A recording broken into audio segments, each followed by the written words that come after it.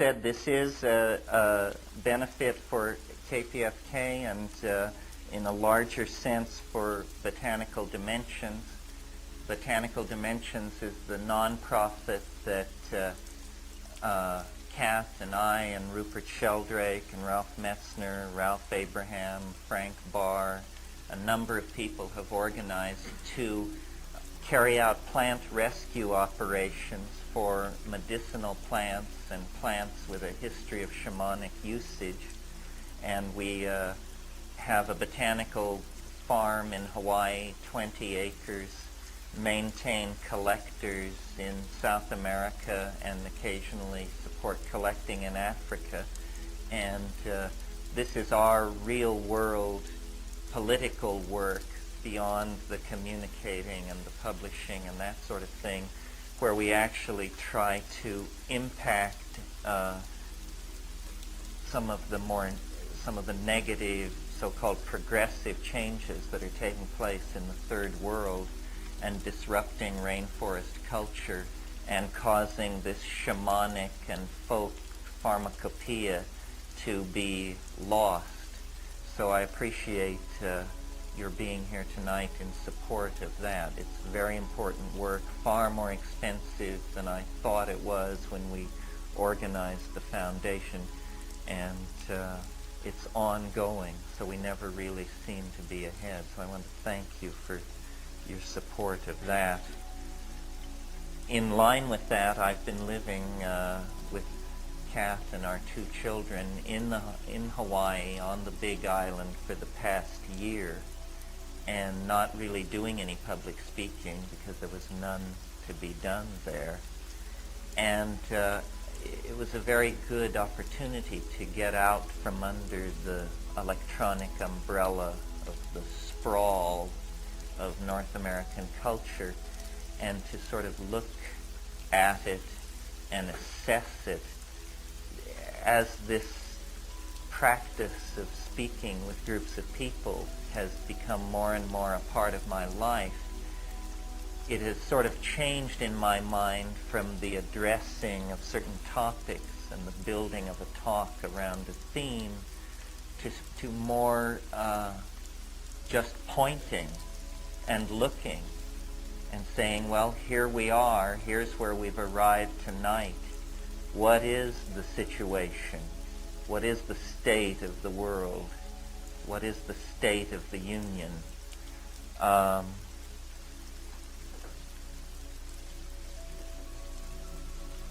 think psychedelics had a very large impact. I'm sure there's no argument on this in the 1960s. But in a way, it was not ever anchored in anything. It was never explained to anybody, by anybody, how it fit into the historical context of what had preceded it. Perhaps because no one actually knew at that time. For instance, there was no, the invoking of shamanism as an explanation for how plant hallucinogens work on psyche is completely alien to the literature of the 1960s. It just isn't there. And speaking of aliens, the theme of alien intelligence or of hyperdimensional organized intellects contacted in the psychedelic state, that also was an absent theme. It was basically presented, the psychedelic experience was basically presented as an exploration of the contents of the personality with a little bit of overflow into aesthetic issues. So I remember in the early days we would stack our Abrams books on Hieronymus Bosch and Piero della De Francesca and Giotto, and then the idea following Aldous Huxley was that you would imbibe the meaning of these great works of art behind the kind of psychic freedom that the psychedelic substance was going to graft on to your ordinary consciousness. Well, I think all those kinds of metaphors were useful, but it's been now 20, 25 years of looking at that phenomenon, and also of having the future continue to overtake us with ever more demands upon our cultural resourcefulness and our ability to cognize the cultural situation. And I think now it can be seen somewhat differently. And so these 2 nights in Los Angeles, which are called Understanding and Imagination in the Light of Nature, are a kind of effort to take several telescoping steps backward and place the adventure of psychedelic self-exploration in context, to frame it in a number of different ways, because I think it's very important for us to know, as the Hermetic Mysteries urge us to know, whither we have come, where we are, who we are, and whence we are going. All issues that the psychedelic experience, especially to my mind the plant hallucinogens, bring into close focus. Here is an opportunity for a theater of cultural growth that is unparalleled. How did we find ourselves in this situation? What is exactly the nature of the cultural situation in which then the psychedelic response is called forth as part of a spectrum of cultural responses? Basically, what's been going on in Western civilization for about 500 years is the exploration of the metaphor of materialism, which began as a simple limiting case. Since we're at the Philosophical Research Society, it behooves us to talk philosophy for a moment and remind you that there is what's called Occam's razor. William of Occam was a late medieval philosopher, and his razor was that hypotheses should not be multiplied without necessity. Without necessity. In other words, the simplest explanation should be preferred in all cases. The fewest number of elements should be put forward as necessary for an explanation. And following William of Occam's statement of this notion as a logical way of proceeding, the assumption was made then, a provisional assumption at the beginning, that matter could be separated from the notion of soul and spirit, that it could be divided into its simplest units, and out of the activity of those simple units, a model could be built up that would explain more complex phenomena in the world, Cartesian materialism, which was applied very successfully to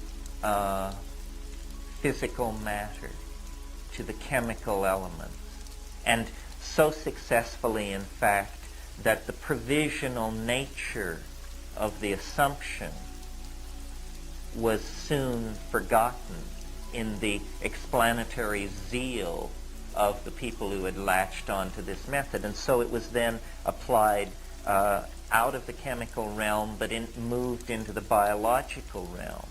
And the search was on for the biologically irreducible units, which in the 17th century was the cell, and great excitement about the cell.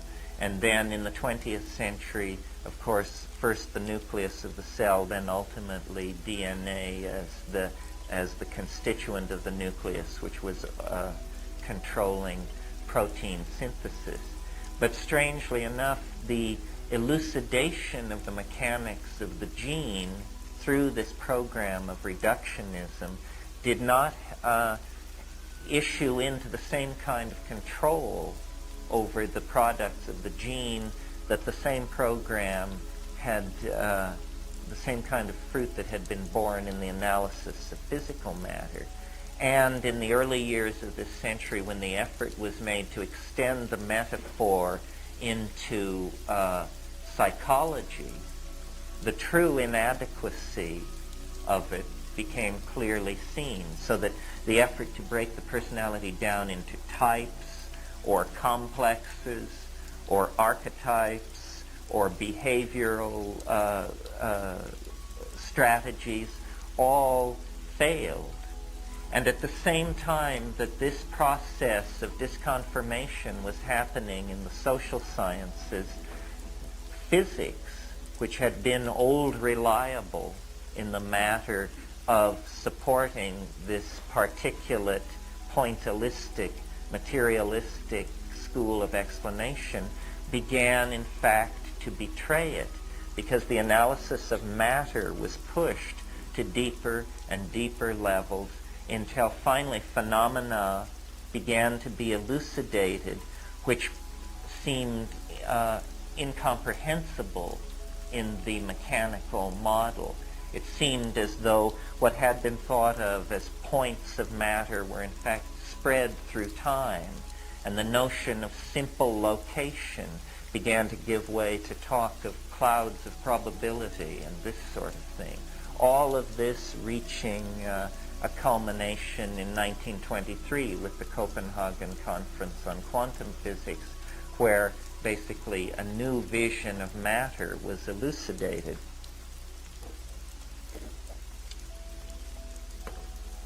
And strangely enough, the new view of matter seemed to have a very mentalist sort of aura about it. It no longer was a theory of simple location, calculable energies, and specific predictions. It was probabilistic. Now, this reemergence of the need for a wave mechanical description of matter can, I think, now be seen from the vantage point of 55 years as the first stirrings, or among the first stirrings, of the reemergence of the spirit. And I think that what understanding and imagination in the light of nature argues for is the presence and reemergence of the awareness of spirit in the world. This is what the so-called and long-heralded paradigm shift is all about. It is a vast turning over of the intellectual universe, which will eclipse many idea systems and support many more. It is the idea of fields. Spirit need not be defined or even conceived in any sort of 19th century or mentalist or animist way. What spirit is a field of deployed energy that is somehow co-present at more than one point in space and time. It is the shadow that haunts the particularized world of Newtonian matter. And it is, strangely enough, the commonest object of experience. In other words, as we move through our lives, as we project our hopes, as we plan our days, as we execute our jobs, we move in this realm of spirit. The problem is that we have been very slowly but very efficiently corralled inside an intellectual system which gives no credence to spirit, and therefore has had a curious effect on the validation that we give our own lives. For instance, if you look at positivist philosophy, which is the dominant philosophical paradigm in academic philosophy, there you learn that there are primary and secondary qualities to the world. And the primary qualities are charge, spin, angular momentum, velocity, this sort of thing, things which nowhere come tangential to the felt world of the individual. Well, then there are also so-called secondary qualities: color, taste, tone, feeling, all the things that make up the world that you and I experience. So somehow we are not traveling in first class on this metaphysical airliner. You know, we're back there with the secondary qualities, and the good stuff is all up front, and it is described and manipulated by incomprehensible equations, and you have to enter into a priesthood to become part of it. Well, it's to our credit, I think, that we are waking up. And one of the reasons that we are waking up is because into the objects of common experience, by an exhaustive search of the objects of common experience, diligent, clear-thinking seekers after understanding, people who are practicing, who took seriously the Constitution's assurance of the pursuit of happiness, have, Robert Bork notwithstanding, have found more than the right of privacy in the Constitution, but have actually found the right to alter your own consciousness for purposes of personal growth.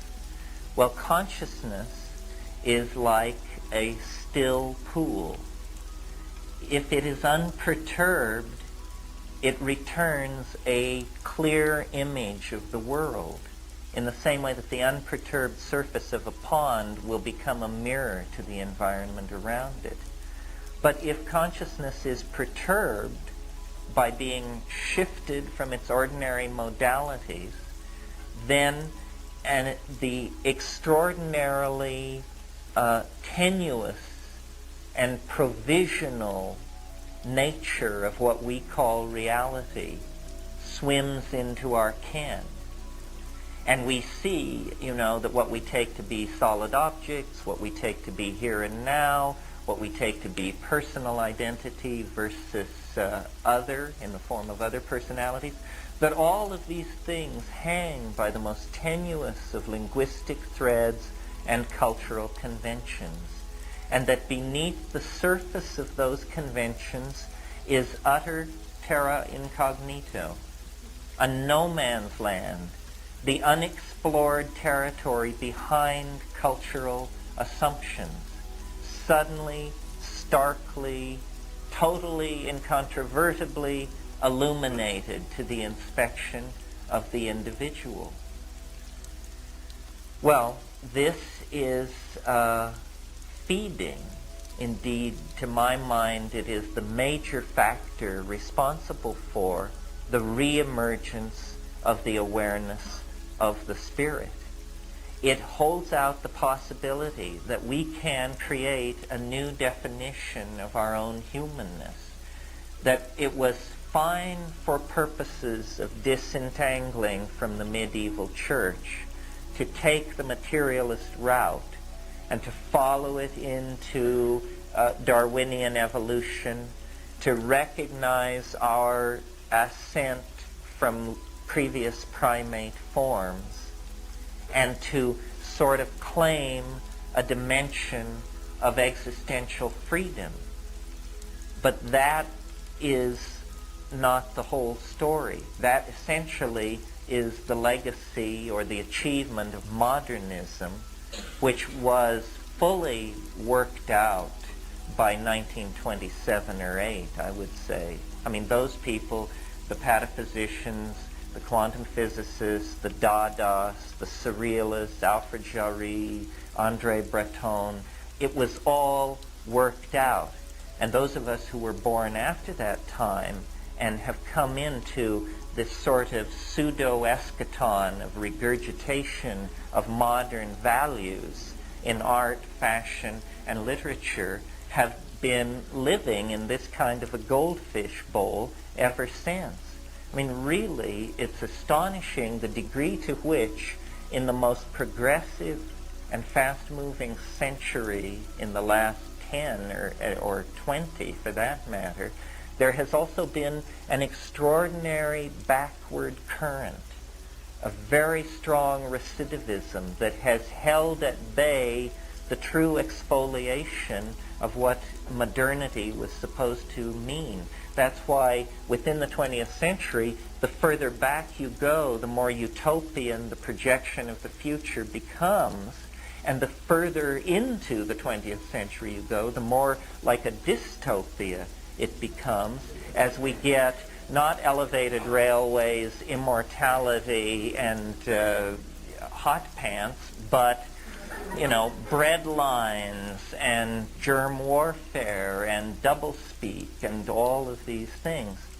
So into this situation of retrenchment and cultural recidivism and the working out of modern values, which are materialist values, comes then the beginning of the postmodern era. I prefer a different term, which I call compressionism.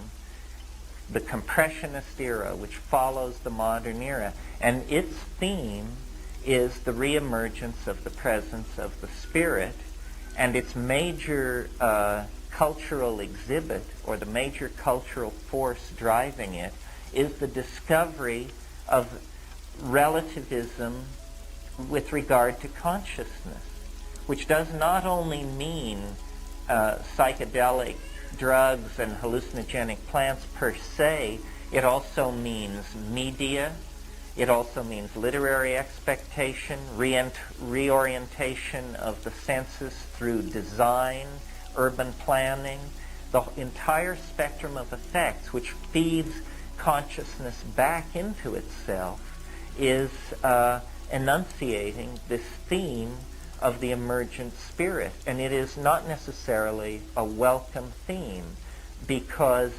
all institutions attain a certain momentum toward the preservation of their own vested interests. And science, and the handmaiden of science, which is modern technocratic government, have created a number of cultural institutions that have a friction with the reemergence of the spirit. First and foremost is the notion of the public. The public is this weird idea that was generated in the wake of the printing press, that there were vast numbers of people who could be treated atomistically. They didn't have to be thought of as individuals. They could be thought of as various classes, masses of people to be manipulated. And if you could sell the public on the idea of democracy, which is another one of these atomistic notions. The notion of democracy is that for us all to get together and have it work, we have to assume that we're all alike, see? So we each have a vote, and then you may be tall, you may be short, you may be rich, you may be poor, you may be black, you may be white, but that doesn't matter. We'll give everybody this charge, one vote, and then we'll see how these populations work themselves out. What they don't tell you is that at the same time that you build this definition of the citizen, you also build the institutions which subvert the citizen. So the citizen is not free to act out and express the wishes of the citizen. The citizen is a consumer of ideological models that are sold to the citizen through agencies of mass propaganda. So there's this peculiar playing off of one against the other. In the meantime, what has also been happening is the institutions of language, which previously were pretty much left to develop on their own, and that was the situation well into the 19th century. Through the power of the printing press, the evolution of language also became something under the control of these institutions, and they very quickly have replaced whatever reality may have been impinging into the lives of the citizens with concepts. Concepts replace reality. You come into the world with a blank slate, and everything is what William James called a blooming, buzzing confusion. Well, then one by one, you isolate phenomena in this confusion, and you name it. Once a sector of reality has been named, it stays still. It ceases to behave the way it would behave for itself. It begins to behave syntactically because it has been changed into a linguistic object. When things behave syntactically, they are either subjects or objects or the syntactical machinery which relates these two together. In that case, materialism, dualism, projection of authenticity beyond the self are all reinforced. So these are the factors which have impeded the spirit. Into this comes the psychedelic experience. It has a tremendous force to revivify the spirit, particularly because it is not an ideology. It is not something someone figured out. It is an experience. And this is important to bear in mind. It horrifies me, I'm sure you've heard me say it, to think of someone going from birth to the grave without ever coming tangential to the psychedelic experience. It's like going from the birth to the grave without ever discovering sex. It means that you died as a pre-adolescent. You know, you never really came into your birthright. And we have been infantilized by our cultural institutions to accept the notion of ourselves as citizens consuming these regurgitated scientific models, which are then hashed through by Madison Avenue and then handed down to us by the organs of mass culture. And this is supposed to be what we anchor our lives on. It's no wonder that drug abuse, child abuse, self-abuse is rampant in this society, because it all has been taken away from us. You may read 1984 and think, well, thank God it isn't that bad yet. Well, the only difference between us and 1984 is we dress better. So I think that little gatherings like this, and I feel like this is definitely a family gathering, this meeting was sold out before there was any promo other than Roy's show and a small mailing we did. So you are people who have passed through a very narrow filter. You stay up late. You listen to KPFK, and you tolerate Terence McKenna. So you are either thrice blessed or thrice cursed. I don't know which it is. But anyway, it feels to me like a family gathering. It feels to me like we are figuring this out, and there aren't that many of us, I think.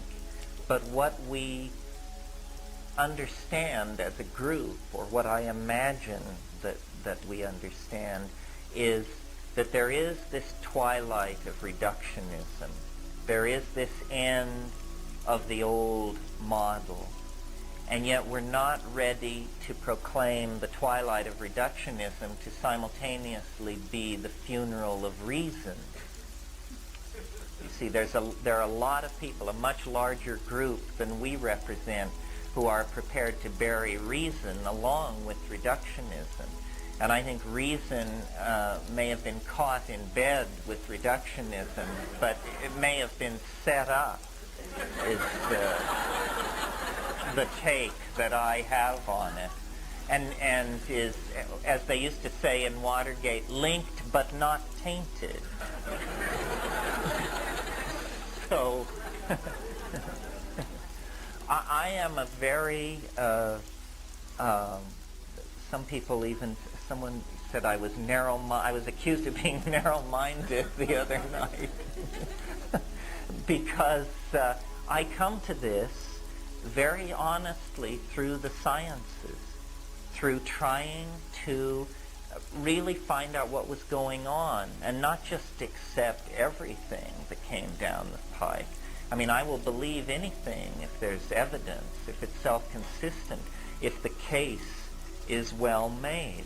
I mean, I think that the first thing the truth will be is a pleasure to hear, you know, and not some turgid and tormented thing where you have to go to 6 meetings and not talk to anybody who doesn't believe it and all of this sort of thing. So I think it's important as what I call the archaic revival gets rolling, it is important for us to clarify where we are coming from. When we were simply the lunatic fringe of the lunatic fringe, it hardly mattered. But responsibility will devolve on us to say what we mean and to have a position which is not only convincing to the converted, but convincing to the skeptics. That's who I'm after, you know, because I think that a great instance of cultural blindness is what we're confronted with on the issue of psychedelics. Psychedelics are to the science of psychology what the telescope was to astronomy in Galileo's time.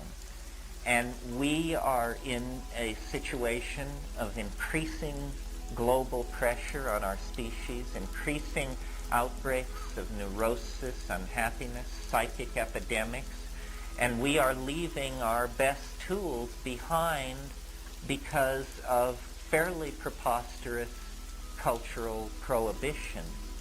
Cultural prohibitions which deny us our best weapons for overcoming the situation that we are in. And this is really an intolerable situation because the fate, nothing less than the fate of the human species, probably hangs in the balance. We cannot afford the luxury of an unconscious. We cannot afford stupidity, closed-mindedness, racism, sexism, consumer materialism, selfishness, an absence of globalism. These things are not necessary for us, for our moral edification, so that we can feel like well-bred ladies and gentlemen. These things are necessary for us so that we don't destroy ourselves. And the fact that this message is so slow coming out is a strong argument for activism on the part of anybody who thinks they have even the faintest glimmer of what is going on. You know, the future will not wait. I see the most crypto-fascist and intransigent of institutions slowly waking up to fairly basic facts, such as that a nuclear war is probably a bad investment. You know, so that even as Neanderthal a type as President Pinocchio is willing, isn't that a cruel thing for me to say? Is waking up to the fact that it just don't pay. But you know, we have a lot of problems. It isn't going to be the millennium even if we achieve a massive cutback in strategic weapons. There's still going to be propaganda, sexism, starvation, inability to correctly manage resources. These things will plague us unto the last syllable of recorded time, unless we begin to undergo this kind of intellectual cohesion, the compression of our intent, the recognition of our group-mindedness as a feeling, as a will that can act in the historical context. And to my mind, the psychedelics have always existed in the plants to promote precisely this. There were not language-using, tool-making tribes of human beings in the absence of hallucinogenic plants. The hallucinogenic plants create the context for integrated organizational activity. This has been going on for at least 15, 20,000 years. The problem is that through a series of factors, which we needn't go into in depth here, but factors which impinged on European civilization particularly, civilizations were able to evolve outside of the noetic input from Gaia, outside of the biological radio that envelops the planet and inputs into balanced tribal societies with functioning shamanic institutions. In Europe, somehow the chain was broken. The link back to the elder gods and goddesses and to the biological organization of human society before history was lost. And this curious kind of ungoverned intellectual development occurred, ungoverned in the literal sense of a machine which slips from the control of its governor. And in that situation, materialism, which is an insupportable philosophy actually if you have an openness, a sensitivity, any kind of cultivated feminine response to nature, it is utterly impossible. Recall that the point of view of Cartesian materialism pushed Descartes to actually claiming in public debate that animals were machines. He said they feel nothing. The apparent display of pain is simply something which we project onto them because we alone have a soul. And Descartes, you see, himself had not gone over completely to materialism. He believed there was a human soul, but it came tangential at only one point to the human body. Somewhere in the pineal gland there was a switch, and the soul was running things like a telephone switchboard operator from there. Well, very shortly after Descartes, his followers just said, well, we don't need this. This soul concept was just a thing to stay on the right side of the church, and we don't need it, and they cut it loose. And, well, once you cut that loose, then you have all kinds of permission.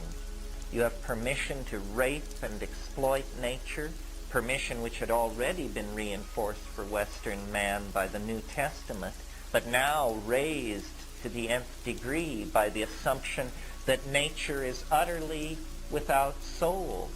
And this philosophy persisted well into the 1950s.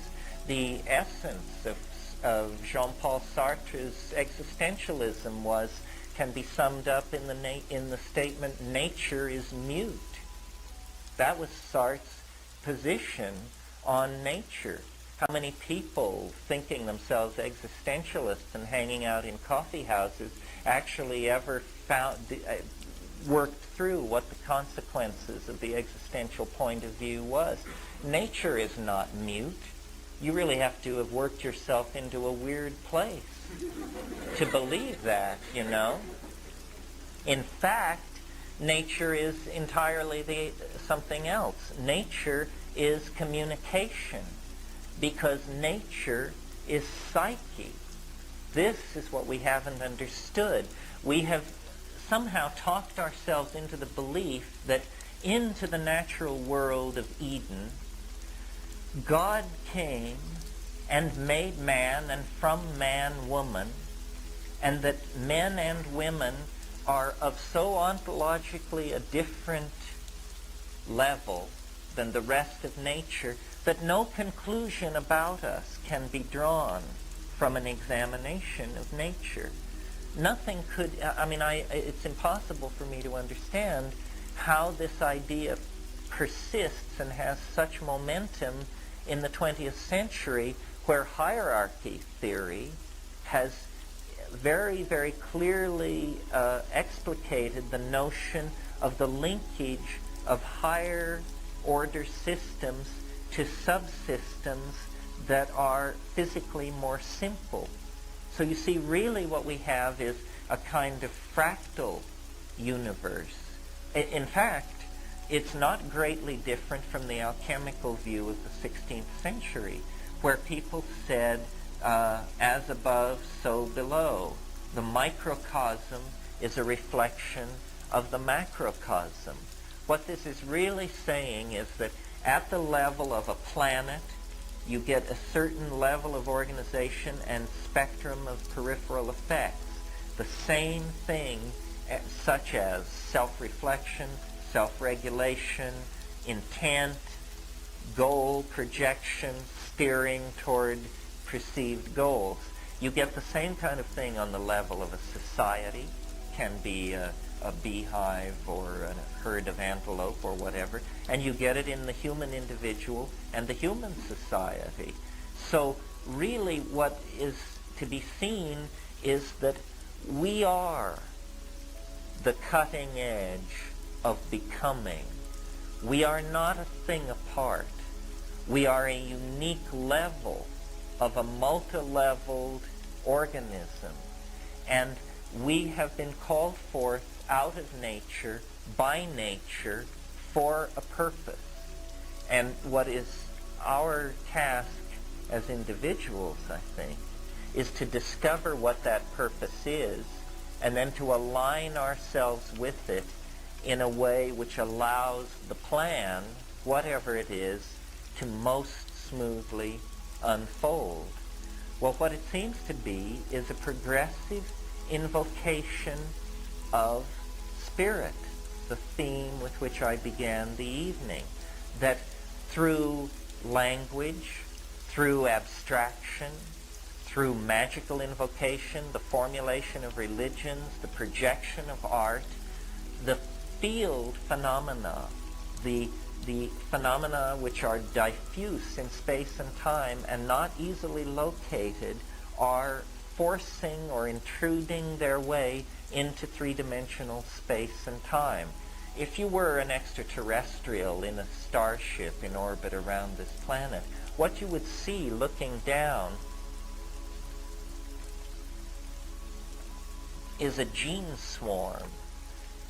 The species that seem to us to be animal forms extremely stable in time are actually highly permeable membranes over millennia and tens of millennia, with genes crossing over, moving around, and being basically obedient to the expression of some kind of teleological form. And it was the concern of 19th century biology to eliminate teleology, to eliminate purpose and directedness. But it's very hard to avoid the impression of some kind of attractor ahead of this planet, embedded in its history, and somehow channeling everything toward it, so that the progressive acceleration of human society, of information production, of communication, the proliferation of languages, natural and synthetic, all of these things are not something going on in the human domain and somehow sealed from the general state of nature, but are in fact part of the general state of nature. And the human experience, or the human animal, as the carrier of this catalytic process, this speeding up and accelerating a process on the surface of the planet, is not sealed from nature, but the leading edge of a process on this planet. Now, teleology was so antithetical to 19th century science because they were trying to pull away from the telos of medieval scholastic philosophy. They didn't want God. These 19th century English atheists, Darwin and Lyell and that crowd. However, we have come through the so-called death of God and the elimination of a theological raison d'etre for the universe. And now we're looking more at a telos which we would operationally define, rather than define it based on ancient revelation, which was the previous method was the older the book, the truer it must be, and the Bible is the oldest book, and therefore it must be true. This is what Mircea Eliade calls the nostalgia for paradise, paradigm of time. We are overcoming that. It can now be seen that there is, in fact, some kind of transcendental object. And it's best to try and describe it phenomenologically. We don't know what it is, but we do know that it's an enormous attractor of some sort. And we are in the field of attraction. And by we, I mean all life on the planet is being drawn into this nodal point. And it is possible to anticipate it through the psychedelic experience, because apparently the natural and the linguistic world are worlds which are organized along the principle of fractal curves. Fractal curves are recently discovered mathematical objects. Not all of them are recently discovered. Some were known as late as the late 19th century, but most have been discovered using computers in the last 10 or 15 years. And they are self-similar curves, such that when you take a subset of one of these mathematical objects, it is found to have the whole pattern embedded in it. The Fourier transforms that describe holograms are these kind of things. Coastlines, mountain ranges, data of all sorts, when analyzed in a certain way, is found to be fractal. Apparently, the world is a kind of vast spiral fractal that is achieving greater and greater closure with itself. And we experience this density of closure and this compressionism as the spectrum of effects which we call human evolution, human history, emergence of high technology, the present moment, the rush toward apocalypse. The most intense moments that the universe has ever known are the next 15 seconds. And beyond that lies still more intense moments. Novelty as a kind of generalized paradigm of the compression of connectedness throughout the cosmos is accelerating moment by moment in the rocks, in the trees, in the stars, and in us. And so what we call history, which is not as modern, the modern theory of history is that it's what they call trendlessly fluctuating. That's their model of the world. You get order at the atomic level, order at the biological level, order, and suddenly you reach human beings, trendlessly fluctuating. It's as though, we were Brownian, affected by the Brownian movement of random particles, and yet we somehow, out of all this ordering, we're to believe that then emerges the trendless fluctuation of human history. Actually, this is nonsense. It's simply that there has never been a thoroughgoing theory of history. However, now we are ready for them, because these wave mechanical ideas, the notions of closure, Sheldrake's idea about the presence of the past, the way in which the past drives the present. All of these things lay us open for an understanding of the compression and densification of time. And this is what is experienced in the psychedelic experience. Really, Whitehead said of Dove Gray that it haunts time like a ghost. Well, I think that the compression of the three-dimensional universe at the end of time haunts time like a ghost. It's the cosmic giggle. Here a messiah, there a shaman, there an ecstatic poet, and there the tiny ripple that is simply a congruent coincidence in the life of a single individual. Robert Anton Wilson called this the cosmic giggle. It's when something protrudes through the forward-flowing momentum of rational casuistry and causes it to flow around it and eddy and churn, and then you see through for a moment, and you say, well, what is it? There was a plottedness for a moment. There was the hand of the maker there, but now I don't see it anymore. That is the going behind the veil. That is the seeing into the structure of being that lies behind the conventionalized languages. That's why coincidence is so often reported as an accompanying phenomenon for the psychedelic experience, because really syntax is dissolved, and syntax is a filter for this sense of eminent connectedness. And when the syntax goes, the eminent connectedness flows in. Then it's a question of what you do with it. If it causes you to believe that you are going to save the world, then you haven't gotten the message right. That's inflation. And inflation is very bad. It drives up interest rates.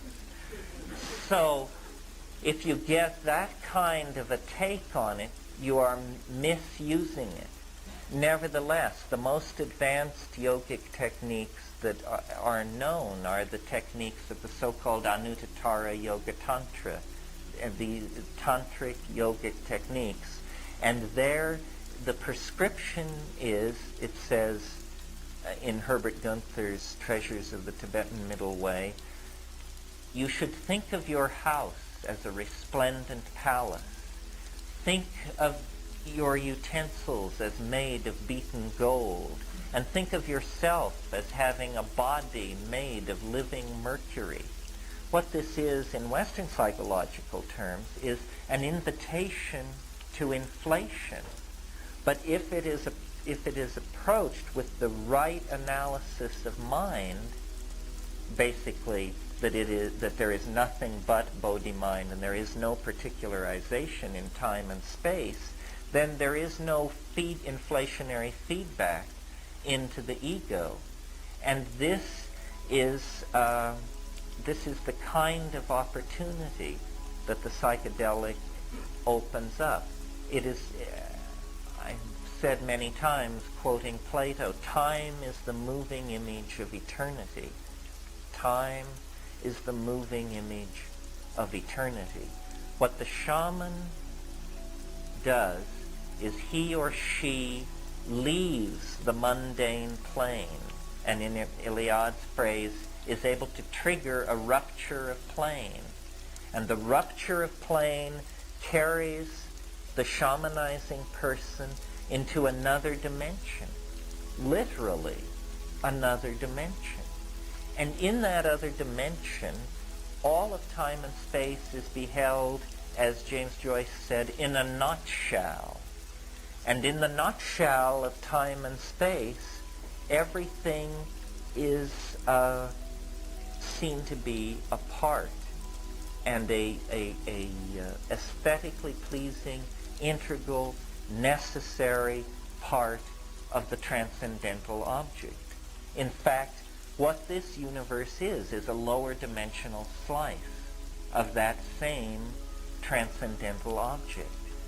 Well, I guess what impels my career and what I really can't get over is that what I'm saying to you is true. You know? That, I mean, we sit here, we gather here, and even though we're talking about this extremely far out thing, still all the forms are in place. I'm here, you're there, everybody sits on their ass, nobody sits on their head. It all appears fairly mundane. How can it be that what we are talking about is the nearby presence of an impossibly alien dimension? Now, if that alien dimension had been reported back to us by a robot probe dropped into the methane oceans of Europa, we would be all hot to go there, to organize a $20 billion expedition and a 15-year plan and go out there and find out what is happening. The amazing thing is that, you know, each one of us in our own living room can be this Magellan, can penetrate into these dimensions. It really seems quite freaky to me. Freaky to me that such a thing is possible, and yet that we are such monkeys, or so culturally constrained, or so blind, that this is not what we're all talking about all the time. And by we all, I mean all 5 billion of us on this planet, because we appear to be being pushed down a featureless corridor toward a furnace. And yet, if you would notice, there are all these doors along the side of the so-called featureless corridor. And nobody seems to have cognized that you can just open these doors and walk through and short-circuit the inevitability of planetary disaster. Amazing. Amazing. Because we pride ourselves on our commitment that science allows us to look anywhere, inspect any possibility. Our models are not dictated to us by the church or by government or by industry, when in fact they are dictated to us by the church, government, industry, mammalian organization. And so we are no better off than all those benighted people in those previous ages, where we look back upon them and say, well, they must have been so limited by their worldview because they didn't know about quantum physics and ketamine and Michael Jackson and cable TV and all of these things.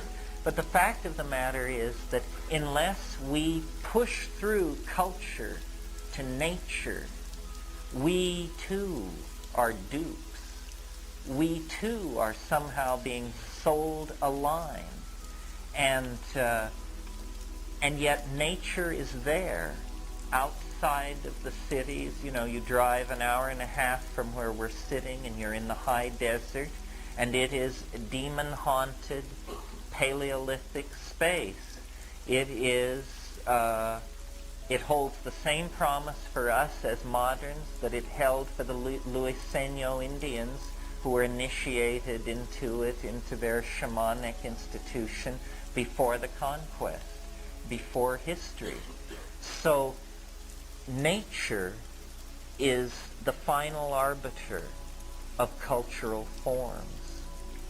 This is what Taoism understood, and this is what I believe the psychedelic plant thing is pushing us toward. It was not immediately apparent that this was so, because as I said at the beginning of this talk, in the 60s, the psychedelics came out of the laboratory, and only the most scholarly of the trippers bothered to study the natural origins and the anthropological and ethnographic context in which these things were coming from, like the Eleusinian mysteries or the Mexican morning glory mysteries or the Wasson discovered mushroom mysteries.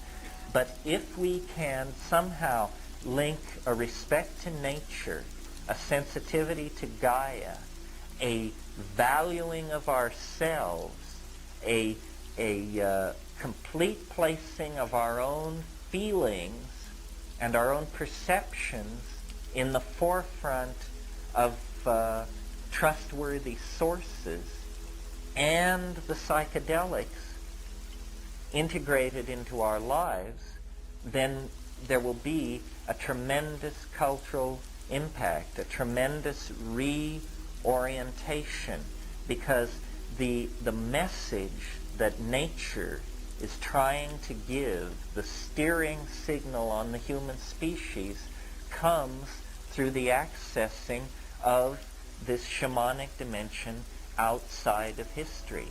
Revolutions are made by tiny percentages of the populations in which those revolutions are wrought. The important thing is clarity and connectedness, and a clear understanding of who one's antecedents are, what the source antecedents are, and what the target goal is. New Age is a pale label for what is going on. New Age sounds too much like new Nixon, new Reagan, new retreaded everything. What is happening is an archaic revival, a harking back to cultural models 10 to 25,000 years old, because the profane fall into history is actually ending. The way the fall into history ends is with the progeny of Adam, the human race, recovering the control of the human form, the control of the human soul, the ability to turn ourselves into whatever we wish to be. This comes through the union of imagination, through understanding, into nature, the invocation of the dream. This is what the Australian Aboriginal Society is talking about. This is what the dream time is. Finnegan's Wake says, up nient, prospector, you warp your woof and spread your wings, sprout all your worth. This up nient, this end of time, this birth into angelhood lies ahead of us, but it is really part of the archaic return to the paradisical mode before history. The psychedelic hallucinogens are the catalysts. The minds that they touch become the catalysts within the society in general. And from there, the fashions, the social forms, the kinds of conscientiousness, the innate decency that is called forth by the authenticity of the experience is what will transform us. I mean, in the same way that an affair can become a love affair if there is mutual authenticity of behavior rather than simply a kind of flirtation. In that same way, our affair with Gaia can be a love affair if we can summon to ourselves the vision to make it so.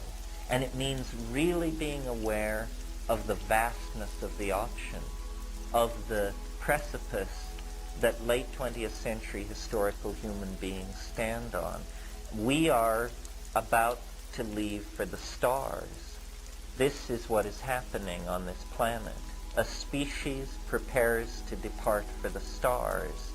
To do that, energy has to be marshaled. The lessons of the long march out of the trees and to this moment have to be collated, sifted, refined, concentrated. That is the alchemical gold. The historical process is the story of a prodigal son, of a wandering and a return. The return is meaningless without the wandering. The wandering has no meaning unless its fruits are given birth after the return.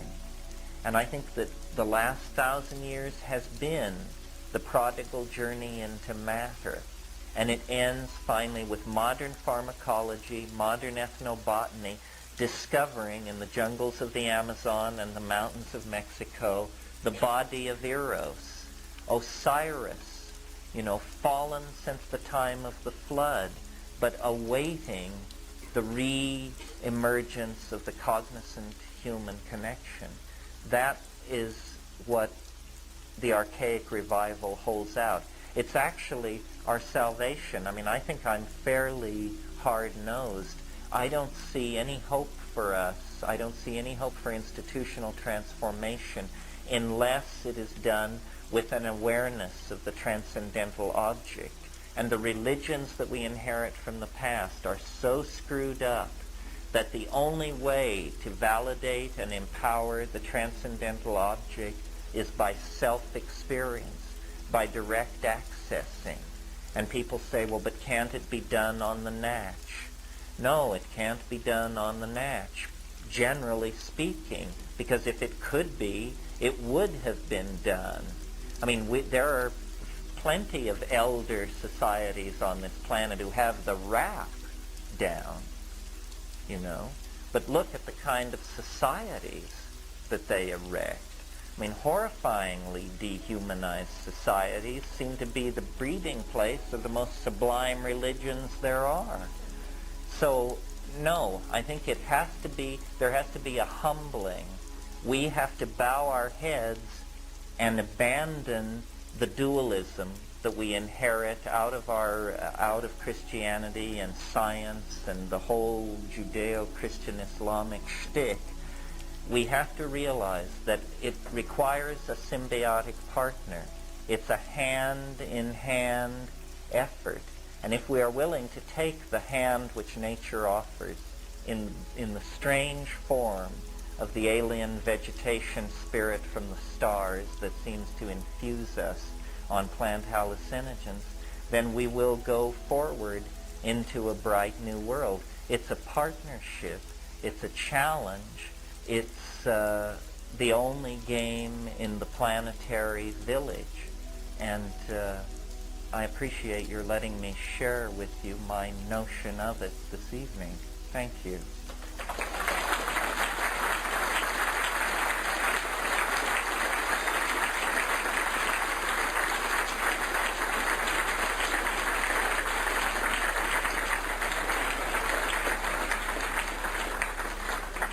We're going to take about a 10 or 15 minute break and then do question and answers. There are a bunch of handouts, catalogs, events coming up, stuff on tables at the back of the room, which I urge you to take a look at.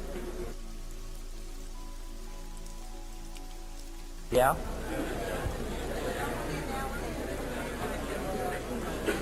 We're going to start very quickly because the Philosophical Society has asked that we wind ourselves down. I wanted to call your attention to a couple of things before I take questions. Psilocybin, the Magic Mushroom Grower's Guide, right here. All right. is back in print by popular demand, and at health food stores you buy agar. But I do technical consulting for a hefty hourly fee. But this can be gotten at Bodhi Tree. It's longer. It's on better paper. It has more drawings. It's as state-of-the-art as we could make it. It has brought freedom, prosperity, and enlightenment to tens of thousands. We have, not to be outdone by Tim Leary, we have a piece of software. So if you own a 2E, 2C, or 2GS machine from Apple, why, you can run this time wave software, which in my opinion is actually my best trick, and I will be writing and talking more and more about the wave of time, because in Hawaii, finally developing this software gave me a real grip on it. Eventually, we will market this for Macintosh and IBM compatible machinery, but right now it's in the 2E2C line. Also, I'd like to mention that Kat and I will be at Esalen next weekend, so if any of you are true gluttons for punishment, why, you can join us up there for 2.5 days, and it should be lots of fun. That will wind this all up. And before I take questions, I want to again remind you of Botanical Dimensions. It is a tax-exempt non-profit. We do need donations. All the money that is given goes very directly into visibly manifesting the botanical garden in Hawaii, collecting the plants, building a computer database, and basically not even supporting, but keeping a Peruvian collector in the field. Since I'm most familiar with Amazonian botany, why, that's where we've concentrated. Well, usually questions are the most interesting. How is this to be done? Are you going to hand a microphone? Do people come up? Stand up? Stand up and speak loudly. In the middle, in the back. Yes. Yes, Terence. I was wondering if you could share with us your ideas on what spirit is.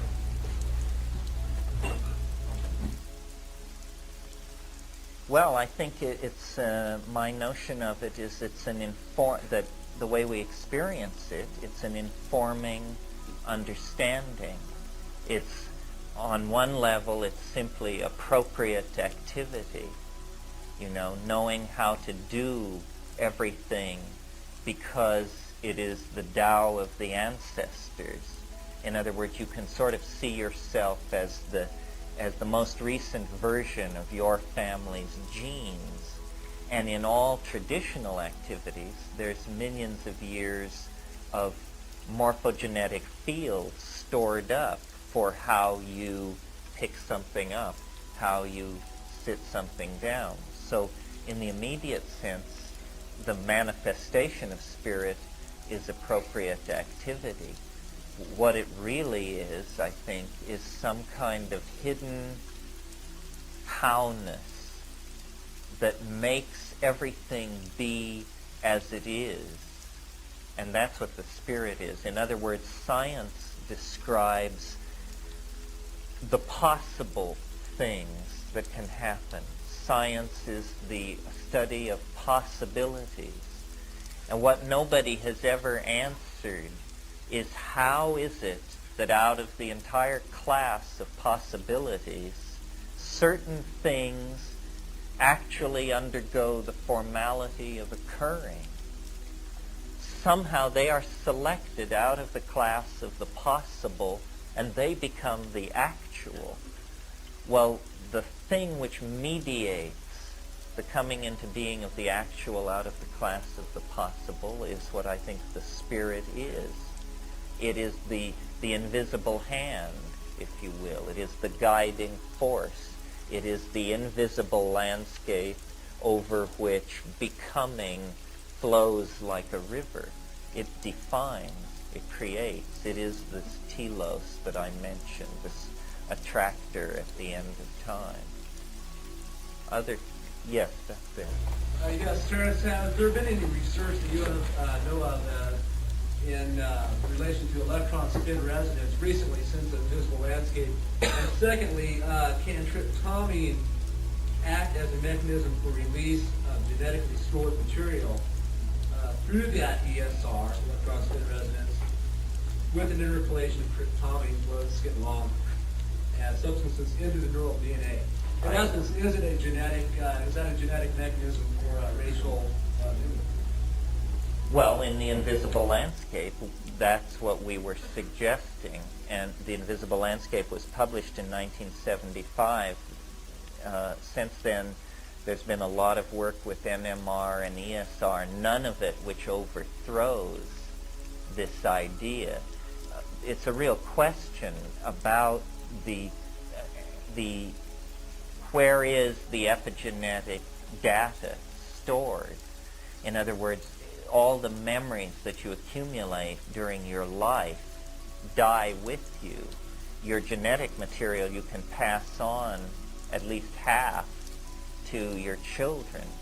And so during the life of the individual, this epigenetic material, experience, anecdotes, memories, anticipations, where is it molecularly stored, or is it molecularly stored? In the invisible landscape, we were suggesting that thought is actually a naturally occurring ESR readout of portions of the DNA which were not associated with genetic expression, but which were somehow like writable memory in a computer. The epigenetic stuff was being stored there. There's no data to overthrow that notion that I'm aware of. I don't cling to it as strongly as I once did. I look more and more.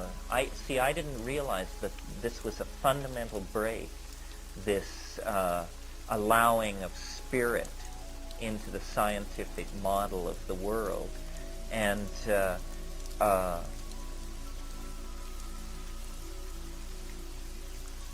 I now think of the brain as a receiver of the phenomenon of consciousness. That I don't believe that consciousness is generated in the brain any more than that television programs are made inside my TV. You know, the box is too small. You know, it just obviously is too small. I mean, it might not be if you didn't have the psychedelic experience, but once you splice that and you say, well, it's taking, 10 high 16 megabytes of memory to store this database, so it just doesn't, I just don't think it would be done like that. I think that there is somehow this field phenomenon that I keep returning to. This is another slice on what the spirit is. It is this field of some sort of energy that organisms, as they evolve, discover, right? Already somehow present in the environment. It is the appetition for being that drives organic evolution into this kind of dance of relatedness to this other thing which it can transduce from another dimension. That's why, if you take consciousness expansion, the phrase, or consciousness enhancement seriously, it must be very important, because consciousness is, after all, what it's all made out of. That's the name of the game. So this transducing of higher states of consciousness then seems very important. Even at that, it will be necessary to elucidate the physical mechanism, whether it's ESR, NMR, or what it is. An interesting sort of opportunity for psychedelic research.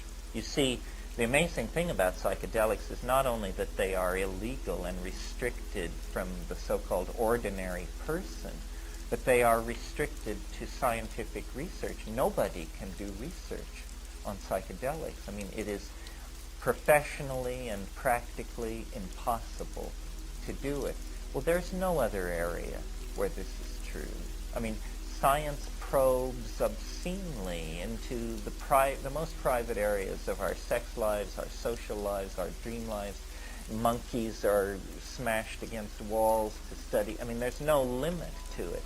And yet there's this total hands-off attitude toward the psychedelics. So an interesting break in this front is the sudden need, because of computer-assisted tomography, CAT scanning, the need for compounds which locate in certain highly defined parts of the brain.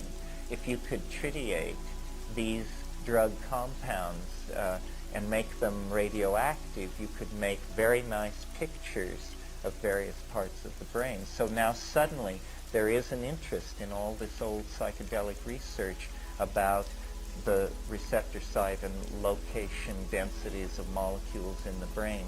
So we may be on the brink of an era where to have a psilocybin trip in the evening, you must have signed on for a CAT scan at General Hospital in the morning. Someone else.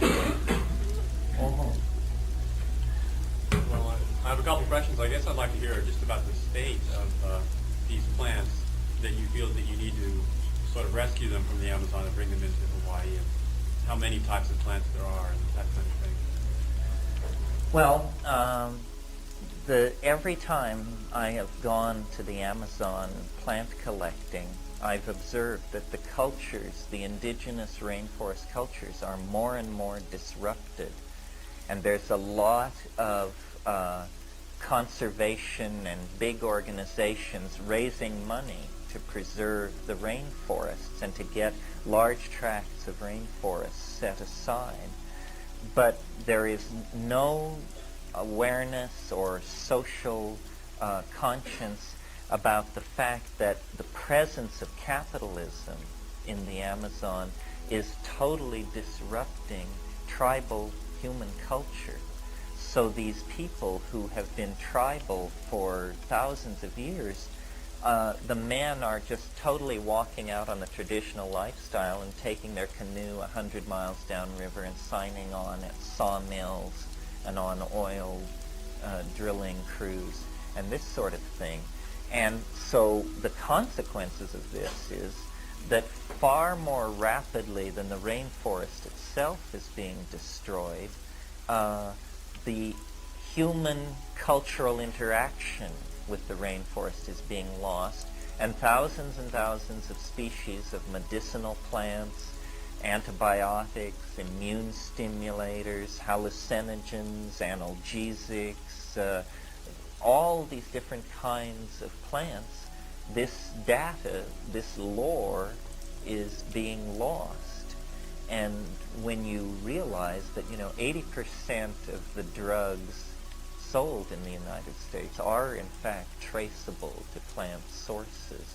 And in spite of the vaunted success of so-called strategic pharmacology, where you just think up the drug you think you need and make it in the laboratory, it's still a lot of what drug companies do is screen for plants and cash in on folklore, basically. So it's important to preserve these plants and the lore about them, because you see, it's really hard to explain how some of these plants have been discovered. For instance, in the case of ayahuasca, ayahuasca is a visionary shamanic brew that happens to be made of two different plants. Banisteriopsis caapi supplies an MAO inhibitor, and Psychotria viridis supplies DMT. Either plant by itself is inert, and you have to know to brew the wood and bark of one with the leaves of the other, and you have to know that it's in a certain proportion, and you have to know to concentrate it to a certain degree. Well, when you realize that a square mile of Amazonian rainforest can have 120,000 species of plants on it. That's in contrast to when you go into the Sierras, a square mile of forest may have 150 species of plants in it. So it's an ultra-complex environment, and human beings, who knows by what means? It is, to my mind, that the vegetable spirits lead them to it, have sussed out all this knowledge that is, a seamless web of understanding about nature. And so this is what we're trying to preserve in Hawaii. I think ayahuasca is a good example. It has tremendous potential for psychiatry. It is a purgative. It kills intestinal parasites. It appears in agar, in slant culture, to kill the trypanosome of malaria. Well, instead of delivering high-priced drugs made in Germany and the United States to the outback of Indonesia, where malaria is raging, you could simply send in thousands of cuttings of this plant. People could grow it as a dooryard plant, take it as a tea on a weekly basis, and malaria would be held at bay. There are over 200 plants in a recent review article that I saw known from Africa that appear to be immune-stimulating plants. Well, God, this should have everybody on the edge of their seat. The breakdown of the immune system and the whole AIDS-related complex and all of that. If it turns out that adaptations to plants in traditional cultures have conferred or have stimulated the immune system and conferred certain kinds of immunity, well, then this could be the basis for a drug strategy of some sort, and so on. So this is the kind of preservational work that we're doing there. Yes, against the wall. Yes, Terence, thank you. A few days ago, you were on KPFK with Roy, and you mentioned briefly San Pedro. That's what you said, right? You were talking about the broader plant, the San Pedro cactus. Could you just give me briefly background, maybe a parallel between the experience or your experience that you had with San Pedro to that of psilocybin mushroom? Because when I tried San Pedro cactus, mixing it with vanilla ice cream didn't work. Well, I don't know what work means, but it must have startled your stomach. It was pretty vile. And I didn't know what I was doing. Well, I don't really know that much about San Pedro. I've never gotten around to it. I know a person who swears by it, that they have a elaborate way of cooking it up in a pressure cooker. Mescaline, and anhalamine, and methylmescaline, all of these things are occurring in that plant. It's an amphetamine-related thing. It tends to be pretty rough. Of the natural hallucinogens, the big ones, as I think of them, mescaline is the harshest. An operating dose is considered to be actually close to a gram, 700 milligrams, which one way that pharmacologists judge the toxicity of a drug is by how much it takes to get you off. And the less it takes, then the more benign the drug is thought to be. So on that scale, mescaline doesn't do too well. But my experience with mescaline has been with peyote, which I gather is somewhat similar. And it's been interesting. It's hard to take enough to really reach the deep water without it really reacting on your stomach. It's not the cleanest way to go. I think that, having looked at these things in South America and in many places, in my experience, the mushroom just is it.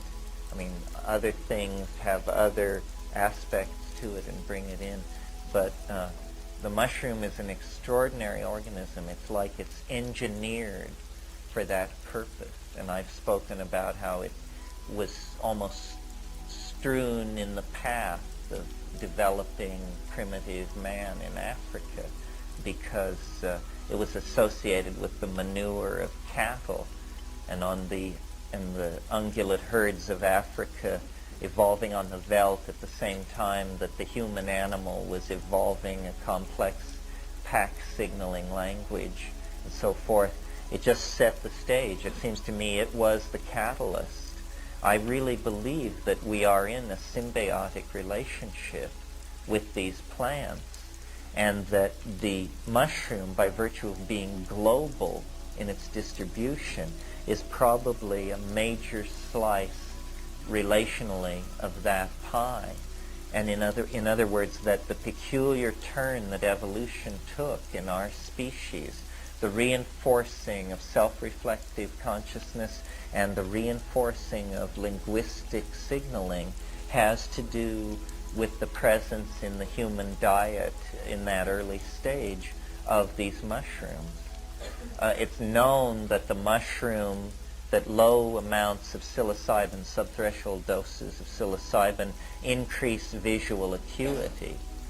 Well, it isn't hard to figure then that if evolutionary pressure is operating on a hunting species, a pack hunting species, that visual acuity is going to be at a premium.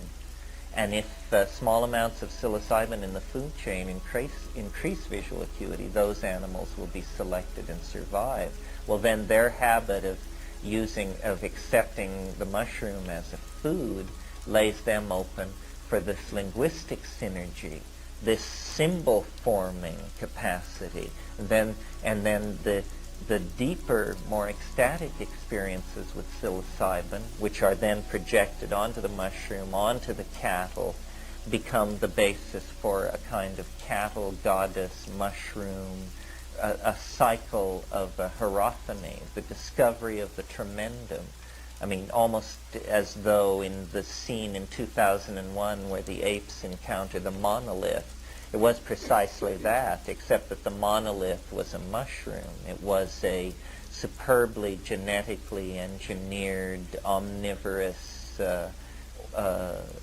organism that could insert itself into the ecosystem of a planet and begin to coax an effect out of a mammal that it had a relationship to. And this effect coaxed out of the mammal is this relationship to this higher dimensional waveform, which we call the spirit or mind, which is apparently, that's what it's all about. Why this is happening is not clear.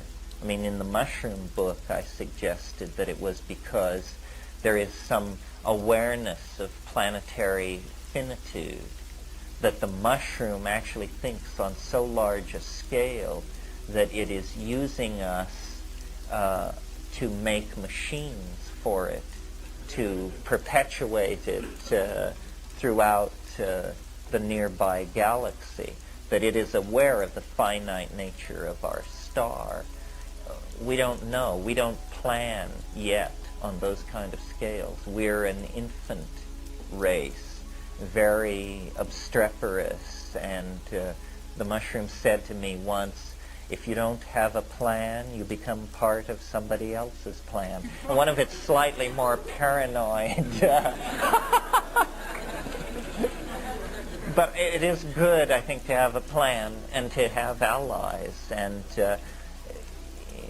the mushroom is very contemptuous of the notion of humans having human allies. It says, for one human being to think it could gain enlightenment from another is like for one grain of sand to think it could gain enlightenment from another. So it really believes in, hierarchical levels and trickle-down gnosis, which I'm not sure how I view that. I believe all secrets should be told and that we should just lay our cards on the table. But maybe I don't have as many cards as they do, so we play by their rules. On the aisle. You're a wonderful, convincing speaker, and I'm sure nobody here needs to be have had any self-doubt or doubt or anything. But in case they do, I want to bear witness and testimony to what you're saying. It's absolutely true that there's this intelligence that wants to connect to us, and that we should make every effort to connect to, because, as you say, it is extremely informative. And you're saying that one way we can do this is through the psychedelic experience, which I agree with, this company. But I'd like you to talk a little bit about the Western tradition of the mysteries, which involves ritual, and using ritual in order to maintain, stimulate, maintain contact with this nature spirit, which I might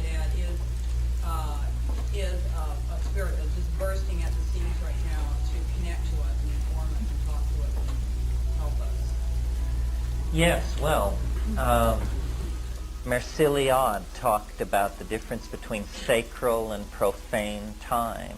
And he said the way you leave history is you sacralize a space. And you sacralize a space through ritual. You abolish the profane constraints of space and time, the here and now, and you imagine that you are what he called in ilio tempore, in the time before, in the paradisical time before the fall. This goes back to what I said about the Anuttara Yoga Tantra, the imagining of these titanic godlike states of mind as a ground for being. Yes, I would never have thought, I mean, I've been pushed to my position by my experience. I mean, I'm amazed at what I have to say based on what I've experienced, because I never thought it would be this way.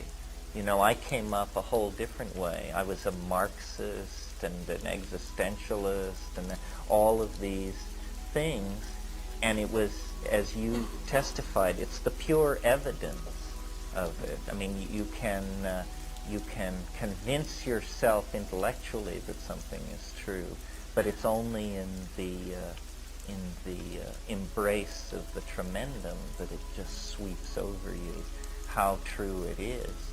And as far as the difference between establishing these connections through psychedelics and through ritual, I think deep psychedelic tripping is something that you don't do very often, simply because each time it's so rich. It takes a long time to process this stuff. It's much better to go deeper, seldom, than to diddle with it in the other ways that people do. I mean, it often seems to me that it's not even so much a matter of spreading the good word and turning it into a mass movement. It might be much more interesting if simply the people who were already in on the secret did it more conscientiously and more deeply. Although I hasten to add that you shouldn't do too much. You should never do more than about 6 or 7 grams of mushrooms. I say that because I keep hearing stories about people who think going deeply means doing a lot, and they do amounts which stand my hair on end. I mean, in the past month, traveling around, I've heard stories where I just say, and people are crazy, say, I couldn't remember whether you said 5 grams or 5 ounces.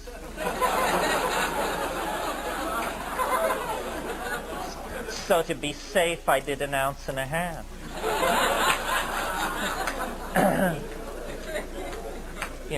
I mean, it's important to it's important to get there, granted, but it's important to come back. Oh Lord, yeah. In your talk, you said something about the transcendental object. Could you go into more detail on that?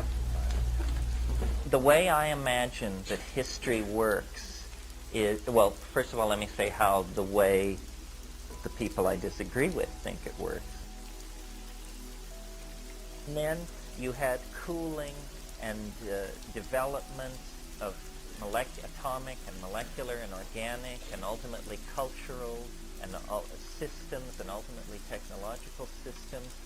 And this will go on indefinitely down unto the heat death of the universe, and the development of life and of culture has nothing to do with the physical, astrophysical level of things. It's sort of ancillary and a mistake. My view is somewhat different.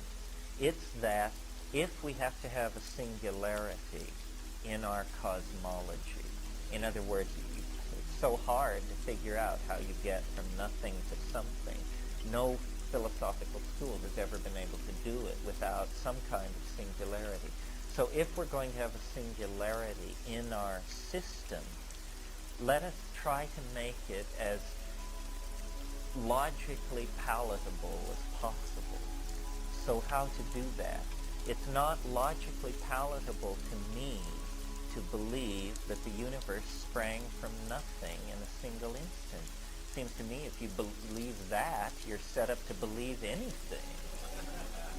Right? I mean, isn't that it? Say, well, if they'll believe this, what wouldn't you believe? So how about this instead? That the universe, its origins are a mystery and cannot be determined. But as we look at its history, the history of it that is available to our inspection, what we see is increasing complexity, ending in ourselves and our civilization so far as we know. Well, then if you're going to have a singularity, I think of a singularity as a kind of phase transition. You know, Ilya Prigozhin talks about how a chemical system will suddenly and spontaneously migrate to a higher state of order. Well, that's sort of how I think of this thing. It is capable of migrating to a higher state of order. So, if we're going to have a singularity, isn't it more likely that it will emerge out of a situation of vast complexity than a situation of utter metaphysical nothingness? I think so. So I think that what the transcendental object is it is the cause of the universe, if you will, except that this cause is at what we would conventionally refer to as the end. It's what everything flows toward. It isn't something wound up which runs down. It's something diffuse which is gathered in to something. And this gathering in takes the form not only of a progressive densification at the physical level, but of a progressive complexification at the organizational level. It also is a kind of a spiral. It has a temporal closure, so that each epoch of closure happens more quickly than the ones which preceded it. And what I mean by that is, it took the universe is 20 billion years old. The first 5 billion years, the first 10 billion years, it was all about star formation and nuclear cook down of heavier elements out of lighter elements. And then you get molecules, which signify a higher level of organization which can only go on at a lower temperature. So as temperature leaves the universe, more complex systems become possible. And then ultimately, polymers of great lengths become possible. So this complexification is occurring, and it is at each stage more rapid than the last. Now, the emergence of self-reflection in our own species is part of this. It isn't a fluke. It isn't an accident. It is obedient to the same natural law which created these other systems. And the emergence of our own curiously alienated and at odds with itself culture is also a part of this phenomenon. We are initiating a kind of crisis with the planet. It is in the same way that a fetus will become septic if it is carried too far beyond term. There is a crisis now in the Gaia human system. The two must be parted. And the transcendental object is this knitting together of the organic intent of the planet to somehow expel us from the planetary environment in some way which is very hard for us to foresee and anticipate, because it is in fact the transcendental object. I mean, by appointing a committee to look into this, we are not going to find out what it is. It is the face of the abyss. It is the transcendental object. It cannot entirely be known. It is the living embodiment of Gödel's incompleteness theorem. You know, science has taught us that there are no mysteries, there are only unsolved problems. this is a mystery, not an unsolved problem. Nevertheless, it is the narrowing vector of our timeline, and as some of you probably know, in my opinion, around 2012 AD, we will cross through novel epochs of concrescence, and the transcendental object will be manifest. It's a very curious thing. It's something which is coming toward us from the future, but we are creating out of our intellectual and technological anticipation of deity, really. I mean, at times I've spoken of it as the flying saucer. It is the flying saucer, and it does enter history at a certain moment, and it is coming toward us, but as we go toward it, we are becoming what we behold. In effect, what I'm saying is that the entirety of human history is a kind of psychedelic apotheosis where we are involved in a hierostomos, a kind of alchemical marriage, and what the next 25 years are about is advancing to meet the bride, and the bride is the unimaginable and unanticipatable fulfillment of our heart's desire. We are becoming what we behold. Our metaphysical hypostatization of deity is becoming a cultural program for our completion. And that's why communication is so important, because what we're trying to do is articulate this vision of the oversoul of our species. We are going into a kind of swarm state, or there is a pheromonal transformation of our cultural modalities. Our pheromones are information systems, and now information systems, ideologies are being released into the mass psyche that actually set us up to undergo this cultural compression and concrescence that the experience of the transcendental object is.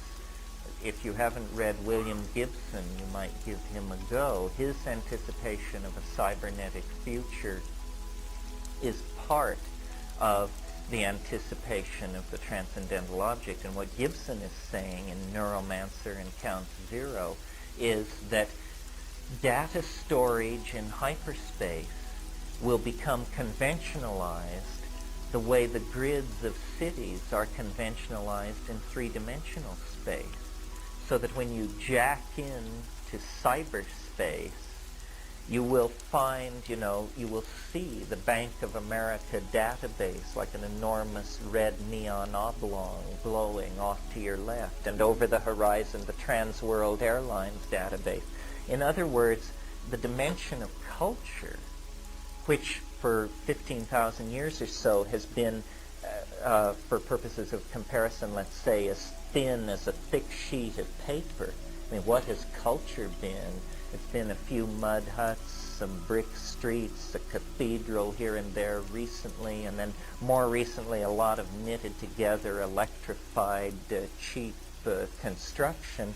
Suddenly, the dimension of culture is about to be, which is orthogonal to ordinary reality, is about to be expanded 100, 1,000-fold into a complete mind space, the cyberspace that Gibson is talking about, the psychedelic space that shamans have always known about, is about to be activated as a cultural artifact in high-tech society, where we will become whatever we imagine.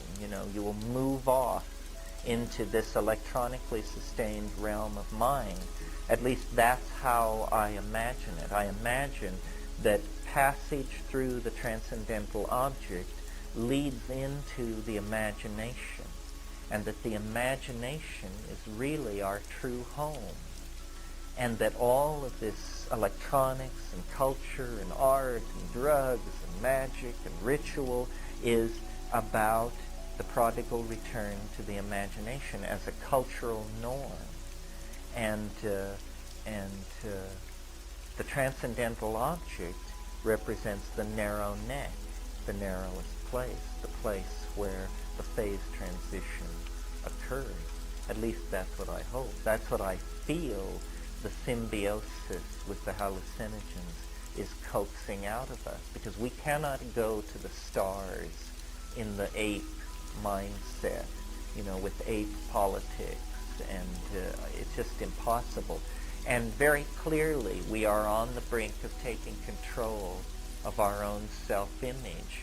This is what the long cultural march has been. This is the justification, if there is one, for science, is that it does give us a certain measure of control over stuff. And it is the mirror of our minds that we will make out of stuff that we will eventually perform this magical evocation in front of and walk through into the time outside of history, the place before history.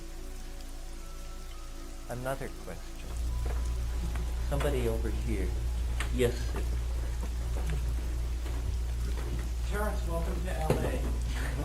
People who listen so many hours on the radio, I just want to say we really love you. And I just get back to the work to stay.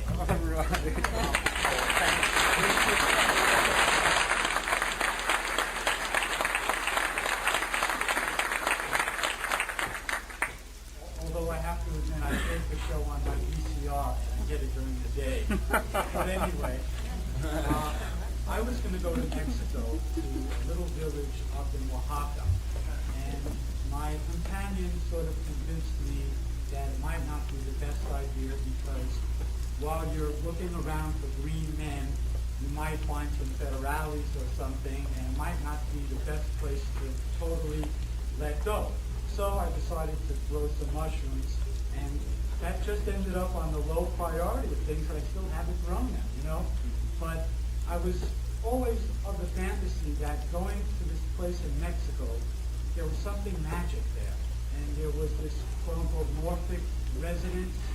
And I wanted to know, if there was a morphic resonance, wouldn't that be in the negative time-space frame? And so my question is, one, do you buy this morphic resonance idea? And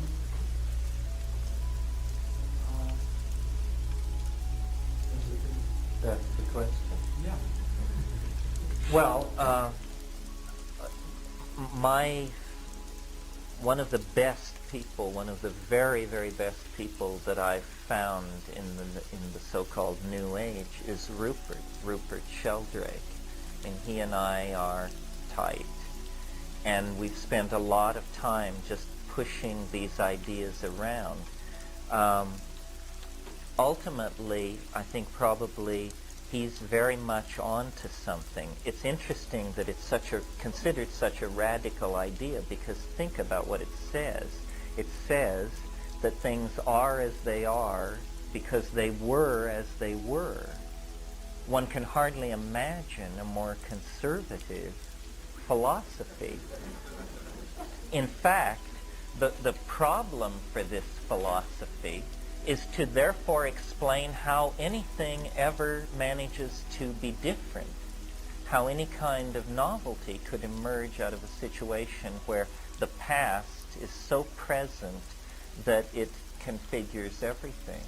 So Rupert's idea and my idea, which I haven't discussed except by implication tonight, but I have this notion, which is embodied in the software, of a wave of novelty, a way of quantifying the flux of the Tao. And a wave of novelty would be necessary for Sheldrake's idea to support the coming into being of new forms. I mentioned this evening in the main body of my talk the term compressionism. I've just sort of begun to think about this. I like it because I like impressionism, abstract expressionism, surrealism. I like it because it's an art movement, not a science. But I would number the compressionists that come to mind to be Rupert Sheldrake, Ralph Abraham, Frank Barr, and myself, bringing up the rear. And we all four of us have a slice on it, each different, but each leading to this same set of conclusions, that there is a set of hidden variables which we all describe differently, but that these hidden variables are channeling the development of events. And what this signifies is a new way of thinking about time, and it's all very much in flux. Rupert is a true great scientist and gentleman. If the theory of morphic resonance can be overthrown, it will be, and he will lead the charge. Our effort when we get together, much of our effort is experimental design. We try to think of experiments that would disprove the notion, because it is a notion which asserts very firmly certain strange things about reality should be measurable and discernible. So morphic resonance, my novelty waves, the dynamic attractors of Ralph Abraham, and the fractal hierarchies of Frank Barr are all embryonic efforts. There's a feeling in the air, a sense of an idea to be nailed down.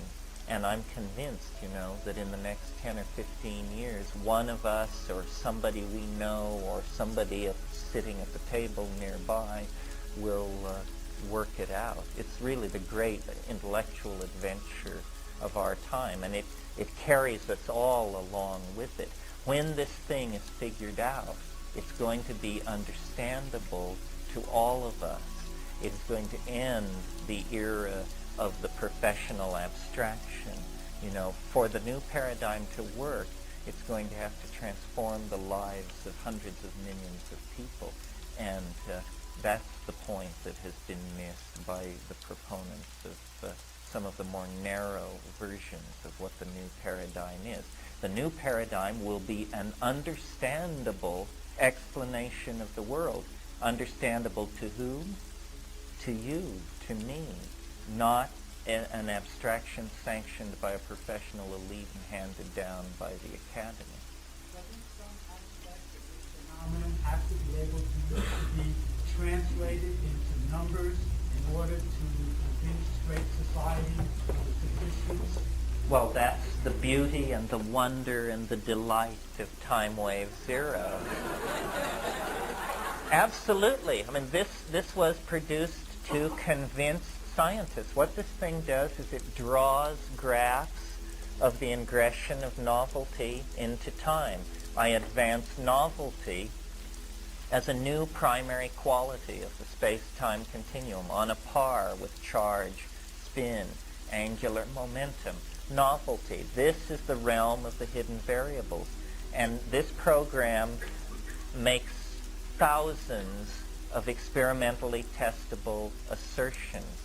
This is not smoke and mirrors stuff. You give it an end date, you give it a date of interest, and it draws a mathematically defined graph of its opinion as to where the flux of novelty and habituation, these are the two opposed quantities, novelty and habituation, where they fall vis-a-vis this event system. So every time you activate the program, it fills the monitor with a screen full of precise predictions about known historical phenomena. So it seems to me, if there were a body of informed give and take on the matter, we could quickly settle whether it's just, that I smoke too many little brown cigarettes, or that this kind of thinking is in fact going to underlie and restructure science.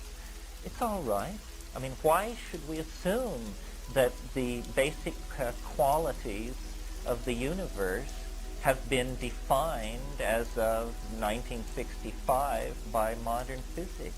After all, modern physics doesn't explain the unicorn or the flower. So there must be more at work in the universal mix than we have perceived. Well, I think I'll do one more question. Robert? Am I hearing this right? Is this like a historical time graph of human events? Yes, that's exactly what it is. It's a way of looking at the life of an individual or a society and asking the question. See, the way I think this is good because the spirit to Eastern philosophy is the Tao, and the Tao is the how-ness of the way things happen. Well, we are so accustomed to allowing these Eastern forms of thought to remain largely formally undefined that we never ask obvious questions about the Tao for existence. For example, in the Tao Te Ching, the opening words in the Whaley translation are, "The way that can be told of is not an unvarying way." Okay, it's a double negative. It's not an unvarying way. It means it's a varying way. Well, anything which varies is modulated. That's a mathematical term that has precise meaning. So if the way that can be told of is not an unvarying way, then it can be mathematically described as a set of integers in flux. The problem then becomes, what integers? Well, that's a long story, but it's all in here. It's and I'm not mad enough to claim that this particular particular set of integers is correct. I'm very impressed by its successes, but I am convinced that a theory of this class will eventually explicate time. Time is the spirit, not the time of flat duration in the Newtonian universe or the very slightly curved time of Einstein's universe, but time as lived from moment to moment. It flows like a river. It runs here quickly, there slow and deep. Here there are cataracts. Here there are vast lakes form, and all sense of direction is momentarily lost. Time is the continuum upon which our entire experience of being is deployed. And yet, up until very recently, the only model we've had of it was this flat or slightly curved surface. That didn't explain the vicissitudes and the synchronicities and the mysteries of our own lives. Now, if we take a fractal model of time, the kind of fractals that we see in the psychedelic experience and the kind of fractals that we see when we unleash computers in the realm of pure mathematics, then we begin to see the time of pure experience, the time that we recognize, where every day is like every other, but different. Every year is like every other, but different. We grow, but we stay the same. We move forward at the same time that we move backwards. All of these kinds of feeling tone complexes about movement and time are handled very well in the fractal.